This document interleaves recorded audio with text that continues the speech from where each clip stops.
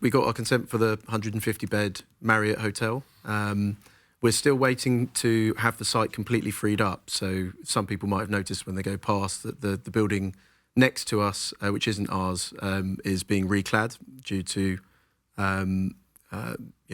the issues arising from Grenfell, making sure that they're completely safe. As a result, we can't have full access to our site at the moment. We've always been committed to do it, and the financial climate wasn't conducive to doing it, even when we had consent. And I remember saying that to the DPC. But we were committed to doing it, and we answered a call from government to do that. So it's not necessarily that, but it certainly doesn't help the situation. The other thing, which I'm sure we'll discuss at some point within this programme, is the situation around Airbnbs and the fact that when that's not controlled, it does present a challenge, I think, to investors or lenders, because they say, well, where's the cap on that? How can you justify that there's demand for a hotel if you've got an endless supply of Airbnb rooms in Gibraltar? Well, we are going to tackle that. That is a big topic. But before we do, can we get an update on what's happening with the Caleta Hotel? Am I right in saying that it seems to be a bit behind schedule? It is. We are probably a year and a half behind what we were planning to be, and without taking too much time, the project is being effectively unleashed again by the announcement of the treaty. The financing model of the project was very much based on the residential, which will be built to the south of the new hotel. The financing was subject to the treaty. The treaty has only been announced in June. We still don't have the full details, but we know we have one. And June basically has unleashed the project, and a lot has been happening since then.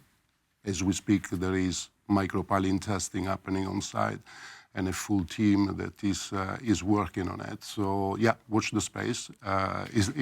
Is happening, but we are behind. Do you have any update on a potential delivery date?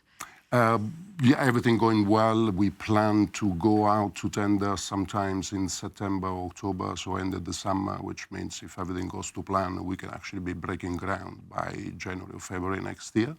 And for that, it can be anything between a 36 to a 48 month program. As Ed mentioned, there is a very big sector that Gibraltar has developed in the last few years with what you're referring to as Airbnb.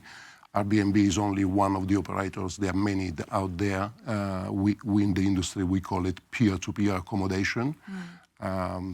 Maybe the perception is different, but Gibraltar in the last 12 months has had 350 properties available on peer-to-peer platform every night of the year. Gibraltar is the jurisdiction with the most relaxed legislation in terms of peer-to-peer accommodation in Europe. But to answer your question is, it is a start. Is not being enforced 100%, and please understand, it is very, very difficult to enforce it because you are dealing with 350 potential different owners. So how do you monitor that? Government and Minister Santos has given reassurance that they've actually engaged with an agency which is helping us in designing a system where obviously the legislation can be enforced and obviously performance can be monitored.